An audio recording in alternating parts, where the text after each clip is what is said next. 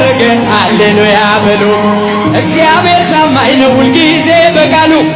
ሙሽራው ሙሽሪት እንኳን ደስ ያላችሁ የያዕቆብ ሞገሶች።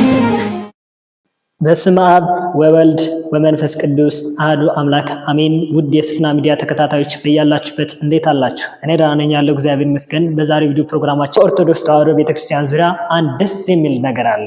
በትናንትናው ዕለት የዘጠነኛው ሺህ ተከታታይ ድራማ ደራሲ እንዲሁም ተዋናይ አርቲስት ሱራፌል ብስራት ወይም አቡ ጋብቻውን በስርዓተ ቁርባን ፈጽሟል። ይህንን አስመልክቶ በዛሬው ቪዲዮ ፕሮግራማችን እንግዲህ አርቲስቱ ሱራፌል ብስራት ወይም አቡ ጋብቻውን ከማን ጋር ፈጸመ፣ እንዲሁም ከስርዓተ ቁርባንና ጋብቻ ጋር የተያያዙ አንዳንድ ቪዲዮዎችን አብረን የምናይ ይሆናል።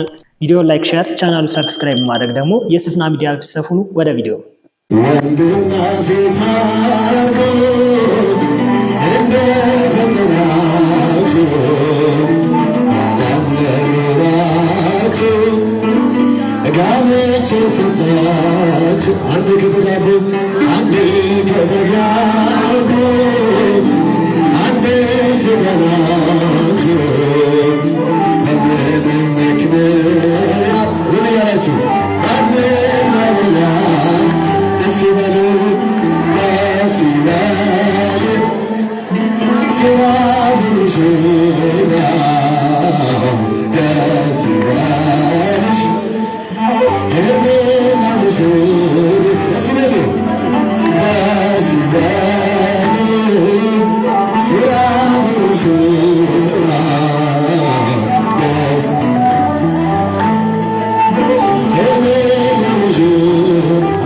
ሺህ ደራሲና ተዋናይ የሆነው ሱራፌል እንግዲህ በኢትዮጵያ ኦርቶዶክስ ቤተክርስቲያን ስርዓት መሰረት በቅዱስ ሥጋውና በክቡር ደሙ በቁርባን እንግዲህ ጋብቻውን ፈጽሟል። እጅግ በጣም ደስ የሚያሰኝ ነገር ነው።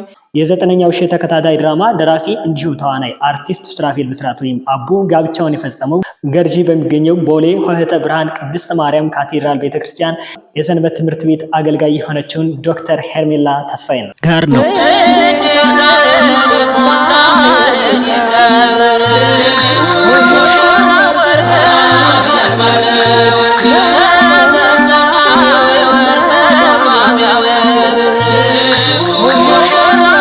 አርቲስቱ ሱራፌል ብስራት ወይም አቡ በመንፈሳዊ ሕይወቱ ሆህተ ብርሃን ቅድስት ማርያም ካቴድራል ቤተክርስቲያን የሰንበት ትምህርት ቤት አገልጋይ ነው።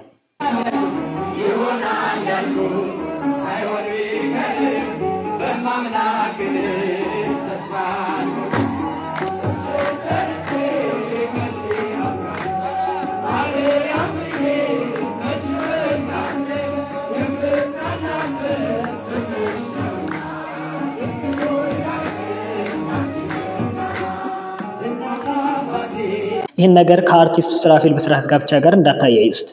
አንዳንድ ወንድሞቻችንና እህቶቻችን ስርዓተ ቁርባንና ስርዓተ ተክሊል ጋብቻን ተገቢ ባልሆነ መንገድ ሲመለከቱት ይስተዋላል። እሱም ምንድነው? ነገ ላይ ከተጋባን በኋላ እንዳይተወኝ ወይም እንዳትተወኝ በማለት ጋብቻቸውን በስርዓተ ቁርባንና በስርዓተ ተክሊል በማድረግ ልክ እንደ ማሰሪያ ሰንሰለት ሲያዩት ይስተዋላል። ይህ ነገር ተገቢ አይደለም፣ ቀልድ አይደለም። በነገራችን ላይ ይህን ህይወት በአግባቡ መያዝ ያስፈልጋል። አንዳንዶቻችን ጋር ችግር እንዳለ ስለማቅ ነው። አንዳንዶቻችን በተክሊል በቁርባን እንድንጋባ አንዱ አካል ነው የሚያስገድደው።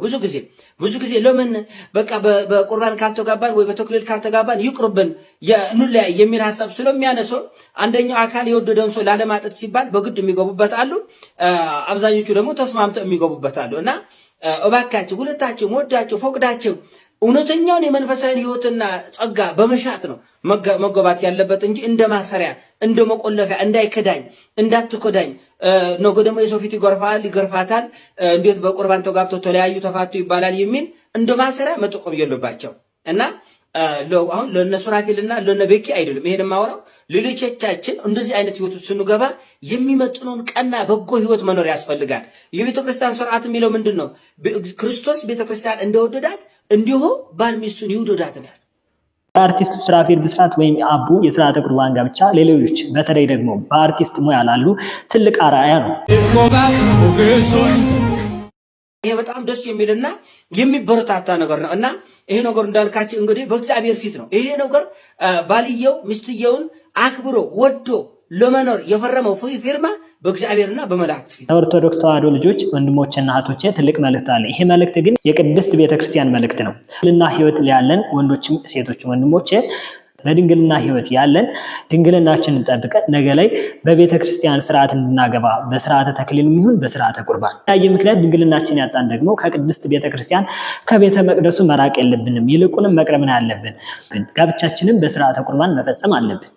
በስርዓተ ተክሊልና በስርዓተ ቁርባን እንደተጋባን ደግሞ ቅዱስ ሥጋውን ክቡር ደሙን እየተቀበል በቤቱ እያገለገል እስከ መጨረሻው ድረስ መጽናት አለብን። ለአርቲስት ሱራፌል ብስራትና ለዶክተር ሄርሜላ ጋብቻችሁን የአብርሃምና የሳራ ያድርገው፣ ውለዱ ክበዱ እያልን እንግዲህ ቪዲዮ ላይክ፣ ሼር፣ ቻናሉ ሰብስክራይብ ማድረግ የስፍና ሚዲያ ቤተሰብ ሁኑ። በሌላ ቪዲዮ እስከምንገናኝ ቸርን ሰንብት።